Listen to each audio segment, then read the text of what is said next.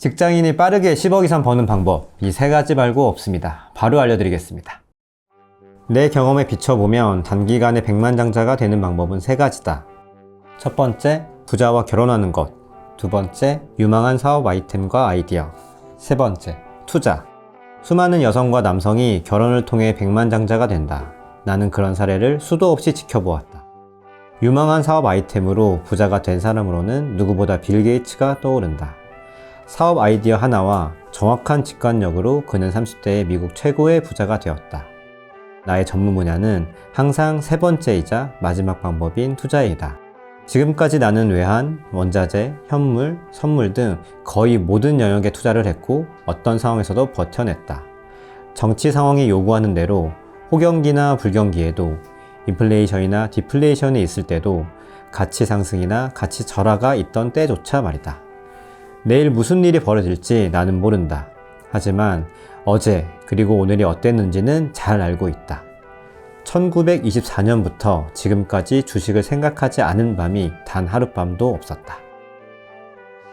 오늘 소개해드릴 책은 이 책입니다. 저자가 앙드레 코스톨란이라고 1906년에 태어나신 분이고 유럽 증권가의 위대한 유산, 쉽게 얘기하면 유럽의 워렌 버핏이다 라고 이해하시면 좋을 것 같고, 이 책은 이분이 돌아가시기 직전 1999년이죠. 그러니까 투자를 약 80년간 하시고 마지막에 돌아가시기 직전까지 쓰신 책이에요. 그럴 정도로 그 정수가 담겨있는 책이고, 이분의 좀 대표적인 투자가 이분을 잘 설명한다고 볼 수 있는데, 소련이 망해가지고 러시아에 오래된 국채가 있었는데 이 국채에 투자를 하셔가지고 6,000배에 해당하는 그 시세 차익을 거두셨고, 2차 세계대전 이후에 그 독일 국채에 또 투자를 하셔가지고 140배를 또 시세 차익을 거두신 분입니다. 그러니까 이분 같은 경우에는 사람들이 다 틀렸어, 이게 끝났어 라는 그런 버려진 투자의 기회에서 정말 가치만을 딱 바라보고 아주 막대한 시세 차익을 누리신 정말 투자의 거장이라고 볼 수 있어서 우리가 이 책을 한번 오늘 잘 이야기해 보도록 하겠습니다. 이분이 그 세 가지를 말씀해 주셨잖아요. 첫 번째는 이제 부자와 결혼하는 것 하셨습니까? 이건 어떤 거잖아, 사실. 이 두 번째는 그 유망한 사업 아이템과 그 아이디어. 여기서 예시로 나오는 게 이제 빌 게이츠죠. 이때도 이미 빌 게이츠는 세계 최고의 부자 중에 한 명이었기 때문이고요. 세 번째가 이제 투자입니다. 이제 직장인이 좀 부자가 되기 위해서 할 수 있는 방법이 사업도 있을 거고요.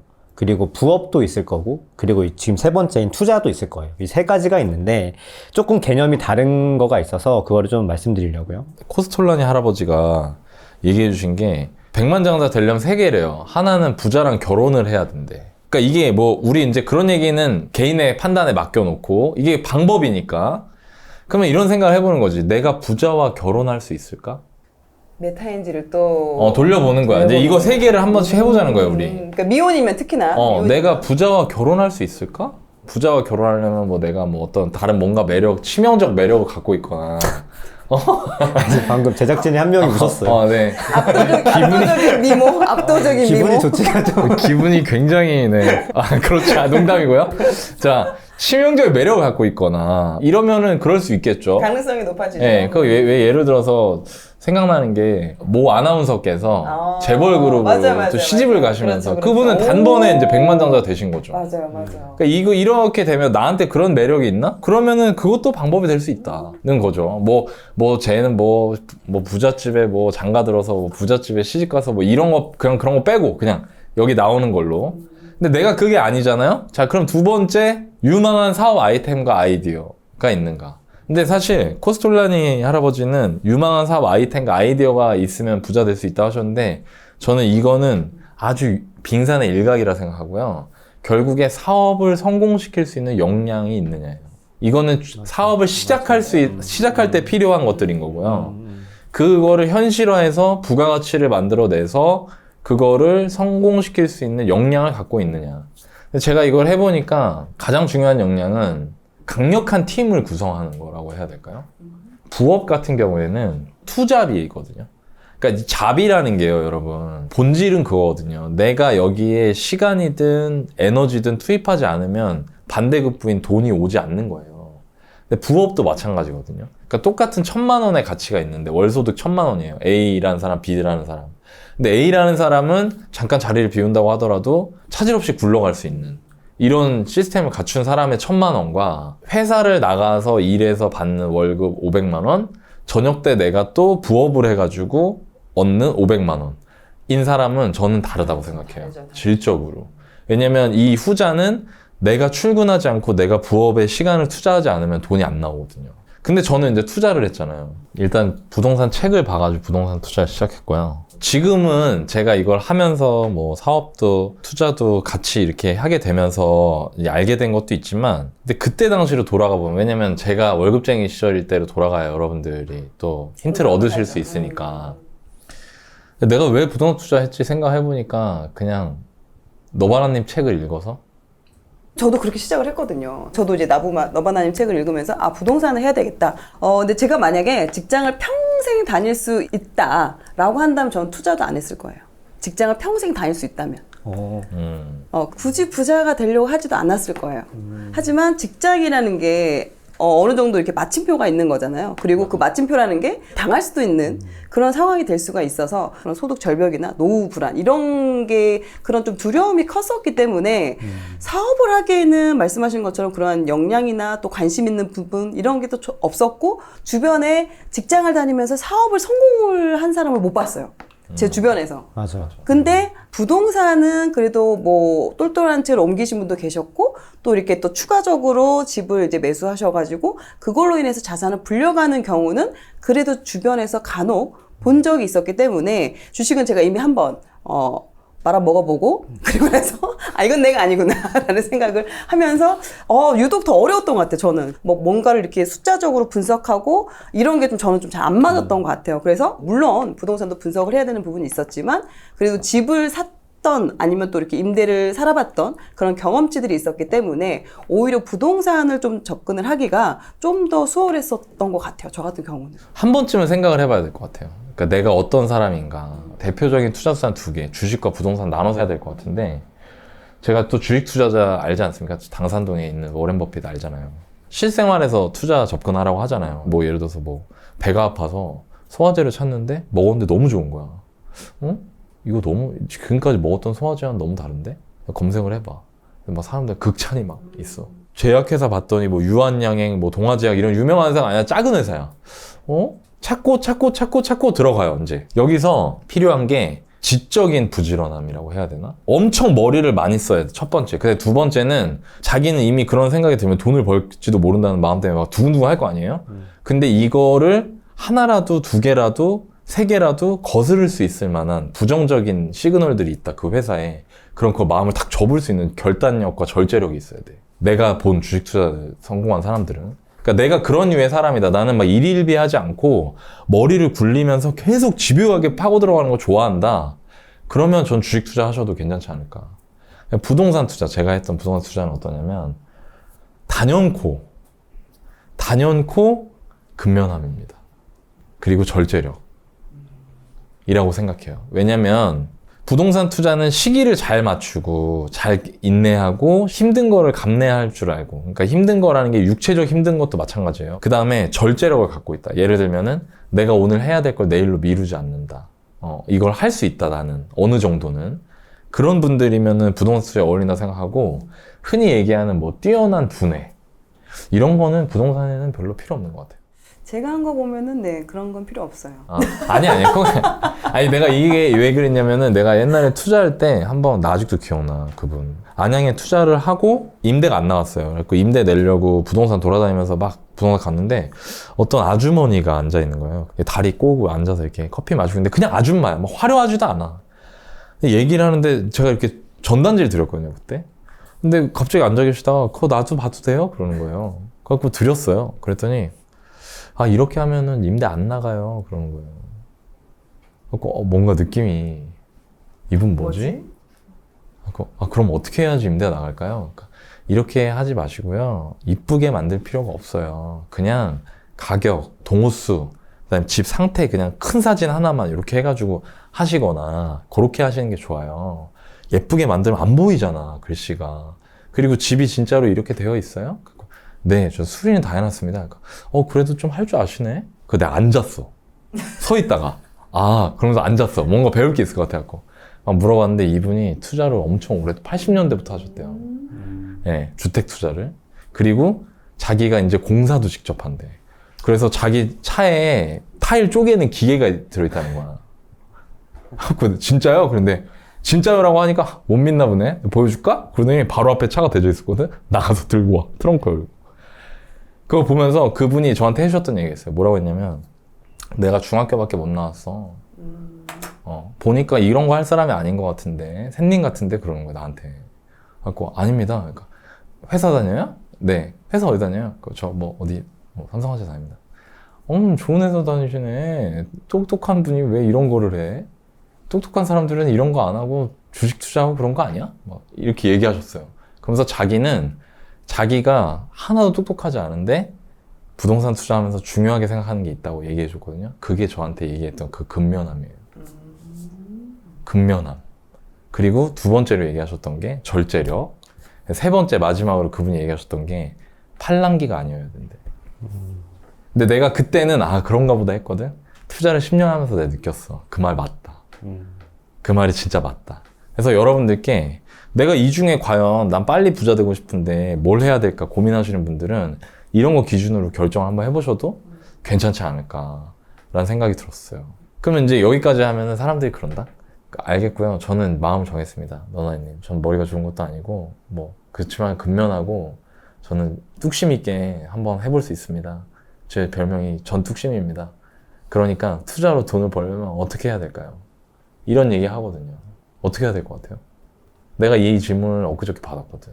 어떻게 해야 되냐? 당장 어떻게 해야 되냐? 제가 근데 진짜 이런 질문을 요즘 많이 받거든요. 아 진짜? 사실 이분은 지금 부동산이나 결정하고 왔지만 사실 거의 대부분이 주식, 부동산 결정을 안 하고 맞아요. 오니까 그러면 일단 뭐 할 거야? 그래 한대. 그러면 이제 분야별로 책을 3권씩만 읽어서 그 세 권을 읽고 좋은 걸 하지도 않고 3권이 다 읽히는 그 분야에서 다시 책을 골라서 한번 그 분야로 5권을 읽은 다음에 나랑 다시 얘기하자. 이런 얘기를 한 30분간 또 열혈 해주거든요. 그럼 이제 그분이 이제 가시면서 해준 말이 되게 인상적이었어요. 뭐라는데? 그런 얘기는 너무 유튜브에서 많이 해준다는 거예요. 그치, 많이 얘기해주죠. 그러니까 제가 한 얘기가 그분들한테 되게 특별하지 않았던 거예요. 그래서 해봤냐고. 근데 특별한 건 없어. 맞아. 근데 사람들은 항상 그런 특별한 거를 원하더라고요. 근데 그러면서 그 간 뒷모습이 저분도 쉽지 않겠다라는 생각이 좀 들기는 했었죠. 그러니까 저는 이런 식으로 좀 얘기를 해주는 것 같긴 해요. 무엇을 해야 될까 했을 때 일단 책을 먼저 찾아봤고 그게 이제 가장 쉽게 그리고 가장 돈도 덜 들이면서 바로 이렇게 서점에서 찾아볼 수 있는 내용이니까 그 다음에 읽었던 그 책 중에서 정말 딱 나한테 와닿았던 그 사람이 하는 강의를 일부러 좀 찾아가서 들었던 것 같아요. 제가 이거 얘기하다 보니까 생각나는 게 봅시다. 자, 봐봐요. 어떤 분야에 관심이 생겼어요. 그럼 그걸 하는 것들을 한번 생각을 해봐요. 옵션을. 봐봐요. 제가 요즘에 이제 달리기 하는 거 좋아하니까 저 달리기와 관련된 책을 많이 봤거든요. 책을 볼 수 있지. 그 다음에 숨은고수 알아요? 숨고? 숨고에 달리기 코치들도 있더라고요. 맞아요. 그래요? 숨고에 굉장히 다양하게 다 있어. 다 가르쳐줘. 다 있어. 엄청 숨어 있어요. 정말 엄청 숨어 있어요. 아니 엄청 숨어 있어 고수들이 거기에. 돈 내고 그 고수한테 배울 수 있지. 그렇죠. 내가 책을 보는 거하고 내가 직접 뛰고 있을 때 그 자세를 봐주는 거하고 차이가 있을까요 없을까요? 다르죠. 완전 다르지. 지금 발 뒤꿈치 먼저 땅에 떨어지잖아요. 그러면 무릎으로 충격이 다 가는 거예요. 그러니까 여기부터 착지하는 연습을 해보세요. 너무 불편한데요? 그래도 그렇게 하셔야 오랫동안 몸을 안 상하고 뛰실 수 있어요. 자, 한번 해보세요. 다시 이렇게 해보세요. 이러면서 배우는 거야. 사람을 이건 직접 만나는 거죠. 그죠?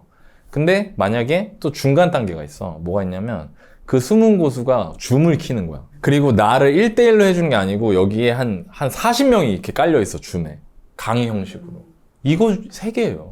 잘 생각해 보시라는 거예요. 여러분들이 이게 내가 뭐부터 해야 되지라는 생각을 할 때 우리가 뭔가를 배워서 거기에 딥다이브를 할 때 우리가 어떤 식으로 접근하느냐. 이 3개 중에 하나라고요. 책, 유튜브. 이게 비용이 제일 싸지. 그죠? 두 번째가 강의 참여하는 거, 세미나 참여하는 거. 세 번째가 1대1로 만나는 거예요. 근데 이게 밸런스가 있어요. 뭐가 있냐면 책이나 유튜브 같은 거는 접근성이 되게 좋고 비용이 낮아.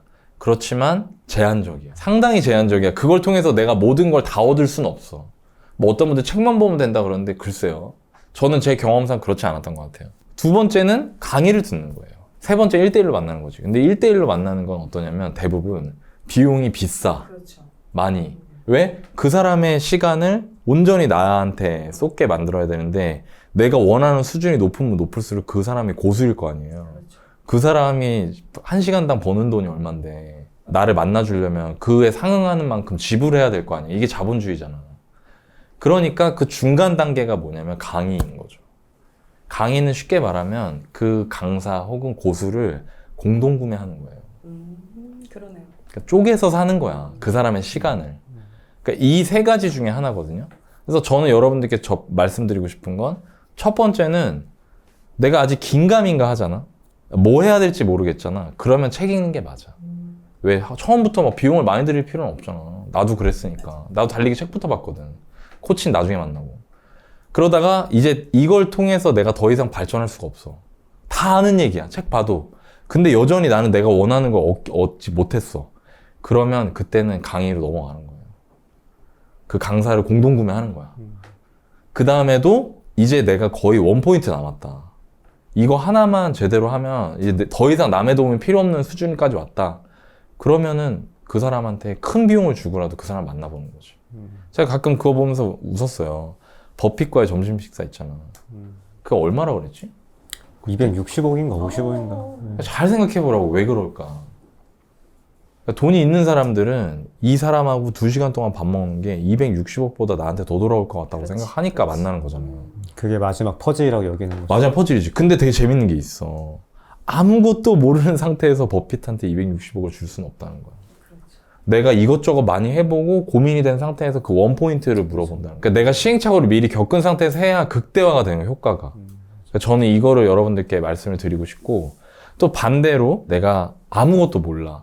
근데 이 1대1로 만나는 사람이 나보다 많이 높은 레벨은 아니라도 이 사람이 나한테 충분히 도움을 줄 수 있잖아. 그럼 아예 애초에 만나고 시작하는 것도 나쁘진 않아요. 비용이나 이런 걸 따져봤을 때. 그래서 이런 것들을 토대로 여러분들이 결정해서 접근하시면 좋을 것 같아요.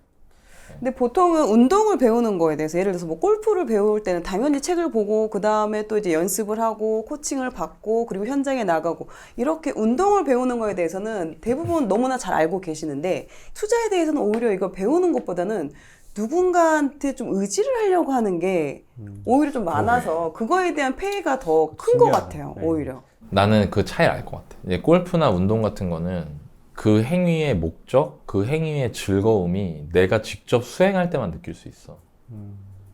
내가 직접 수행을 해야 느끼는 거야. 내가 공을 쳐야 돼. 근데 그러니까 무슨 얘기냐면 나 골프 전혀 몰라가지고 뭐라 그러지? 그거 마이너스로 치는 게 잘하는, 조금만 쳐서 집어넣는 게 잘하는 거잖아, 룰이. 그걸 버디라고 하잖아. 맞나? 버디. 그리고 맞겠죠? 플러스가 복이야. 더블 복이면 2개 플러스고 막 이런 거거든. 그러니까 공을 조금만 쳐서 하는 게 실력인 거야. 근데 이런 거지. 내가 원하는 건 선생님 코크드림 레슨 선생님 저 대신 마이너스 2타로 좀 쳐주실 수 있어요? 그럼 제가 너무 행복할 것 같아요. 이게 아니라는 거야. 내가 마이너스 2를 쳐야 행복한 거야. 그러니까 무조건 내가 수행하는 거야. 근데 투자는 뭐냐면 저는 제가 안 해도 되고요. 전 돈만 벌었으면 좋겠어요. 이건 거야. 그러니까 내 돈 좀 맡아주세요. 이렇게 되는 거야. 그 사람이 실력이 있고 진정성이 있고 없고랑 상관없이. 그러면서 수많은 비극들이 양산되는 거지. 근데 투자도 운동이랑 똑같이 접근해. 내가 직접 수행했을 때 짜릿함을 느끼시는 분들이 투자로 성공한다. 그래서. 그럼 실제로 어떻게 돈을 버는지 이게 더 궁금할 것 같아요. 알아서 책 보고 강의 들을게. 근데 정말 돈을 버는 그 부동산 투자는 뭔데? 라고 궁금해 하실 것 같거든요. 뭐가 있는지 궁금하겠어요. 책에서 하라고 하는 것들은 저한테 크게 와닿지는 않았는데 강의를 딱 들었을 때 먼저 마통을 이렇게 뚫으라고 했었거든요. 마통을 왜? 그리고 뭐 자기가 가용 가능한 금액 막 찾아보라고 하는 거예요. 그래서 영끌하라는 거 아니야? 그런 거였어? 아니지. 이유를 몰랐는데 사실 그때 처음으로 했던 것 같아. 그때 마통도 제 거 하나 하고 뭐 배우자 거 하나 해가지고 2개 처음으로 한번 해보고 뭐 이런. 그러니까 나 혼자라면 절대 하지 않을 행위를 일단 한번 해봤어요. 그때 그런 표현을 썼어요. 전쟁을 나가는데 총알이 몇 개인지를 왜 안 세어보냐고. 그래서 아니 왜 세어봐야 되지? 라는 생각을 했었는데 내가 총알이 10개구나 라고 하고 이제 제가 부동산에 가서 보니까 총알이 내가 10개인지 8개인지에 따라서 그 내가 살 수 있는 물건이 달라지더라고요. 그 혹시 그 강사님이 누구셨나요? 너나님은 아니에요. 네. 너바님 그 총알 얘기 듣고 가서 보니까 딱 정확하게 내 총알에 맞게 그 투자할 수 있는 물건이 있었고 뭐 대충 좀 썰 좀 풀어봐요. 정말. 어떤 걸 샀길래? 어떤 걸 얼마에 사는 거야? 제가 경기도에 있는 구축 아파트를 샀었는데 거기 한 500만 원 정도 투자를 해서 전세 끼고 산 거죠. 그 제가 매매 얼마였는데요? 매매가 2억 4,500 그리고 전세 금액이 2억 4천이었어요. 그래서 500만 원 차이였고 수리까지 해서 한 3천 조금 안 되게 했었던 것 같아요. 전체 투자금 3천으로 했고 그 총알을 아까 세어보라고 했잖아요. 근데 그게 이제 제가 그 전체 그 잔금이라고 하는 거예요. 2억 4,500이라는 금액을 전체를 딱 제가 주고 그 집을 이제 제가 얼마 안 남은 걸 산 거죠. 그 주인분이 이사 가셔야 돼가지고 급한 물건이었던 거예요. 그래서 제가 잔금 치러주고 새로운 세입자를 맞을 때까지의 그 기간 그걸 잔금 친다고 저희 표현을 하는데 그거 비워놓은 거구나 집을. 그렇죠. 집 비워놓고 한 2달 정도 해가지고 금세 사실 좀 나가긴 했었고 싹 고쳤겠네. 네, 그렇죠. 샤시도 하고 해서 한 그때 당시 금액으로 한 1,600만 원 들었어요. 그때 좀 쌌으니까. 그래서 그렇게 전체 투자금 한 2,500 정도 해가지고 투자했었고 그거 그래도 많이 올라갔죠. 5억 가까이 올라가기도 했었고 물론 지금 많이 또 떨어졌어요. 떨어졌는데도 한 3억 중반 정도 하거든요. 1억 이상 수익이 나. 네, 지금도 되게 하락장이잖아요. 그래도 그럼에도 불구하고 그 수익을 괜찮게 지켜주고 있는 거여서 그때 제가 처음 깨달았죠. 아, 이게 직장인 투자자가 이런 거구나. 내가 직장을 다니고 있기 때문에 그 회사의 신용을 바탕으로 해서 내 저축 금액과 마통 2개, 와이프 거까지 해서 아, 내가 생각보다 그 레버리지를 일으킬 수 있었고 그 일으킨 레버리지를 통해서 내가 직장인이라면 얻을 수 있는 수익을 얻을 수 있는 방법이 있구나 라는 걸 처음 경험했던 것 같아요. 그러니까 신용대출 같은 경우는 어떻게 보면 그냥 리스크 대비용으로 맞아요. 네. 잠깐 쓰는 그 네. 대용으로 활용을 하신 거죠? 네, 그래서 그거를 사용해서 투자한 건 아니고요. 저희가 저축한 금액에서 투자하고 마이너스 통장은 잠깐 그 잔금을 치르기 위해서 사용한 다음에 바로 다 전세금으로 상환을 했었죠. 왜냐면 부동산이라고 하면은 대부분 큰 돈을 들여야지만 투자를 할 수 있다라고 생각을 하는데 큰 금액이 아니어도 직장인이어도 어느 정도 그런 신용이나 이런 부분이 있어서 활용을 해서 적은 금액으로 투자를 할 수 있다라는 거를 맞아요. 보여주신 것 같아요. 저도 이거를 깨달아서 부동산 투자했던 것도 있죠. 소액으로 할 수 있다는 거. 해봐야 돼, 사실. 해보면은, 이게 진짜 되네? 이런 생각이 있기 때문에 한번 해보시는 것도 추천드리겠습니다.